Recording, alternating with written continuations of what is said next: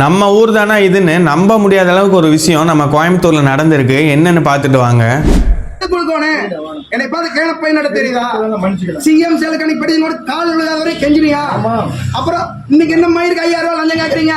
மக்கள் அரசு அதிகாரிகளை பார்த்து பயந்த காலம் போய் இன்னைக்கு அரசு அதிகாரிகள் மக்களை பார்த்து பயப்பட ஆரம்பிச்சிருக்காங்க.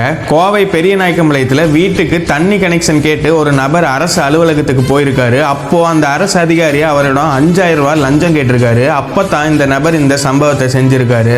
இந்த ஆட்சி வந்ததுக்கு அப்புறம் எது மாறுச்சோ இல்லையோங்க, ஆனா முன்னாடி எல்லாம் நமக்கே ஒரு அரசு அலுவலகத்துக்கு போனா அங்க பணம் கொடுத்தாதான் வேலை ஆகுங்கிற ஒரு மனநிலை இருந்துச்சு. ஆனா இப்போ மேல இருக்கிறவங்களே பணம் வாங்குறது இல்ல, நம்ம எதுக்கு இந்த அதிகாரிகளுக்கு பணம் கொடுக்கணுங்கிற ஒரு மனநிலை மாற்றம் நமக்குள்ள வந்திருக்கு. இதுக்கு நம்ம கண்டிப்பா இந்த அரசை பாராட்டியே ஆகணும். இதே நிலை தமிழ்நாட்டில் எல்லா பக்கமும் தொடர்ந்தா நம்ம தமிழகம் ஒரு உயர்ந்த நிலைக்கு செல்லுங்கிறதுல எந்த மாற்று கருத்துமே இல்லைங்க. சட்டம் அறிய உரிமை காக்க மறக்காம கேஜி லா அப்டேட்ஸை ஃபாலோ பண்ணிக்கோங்க.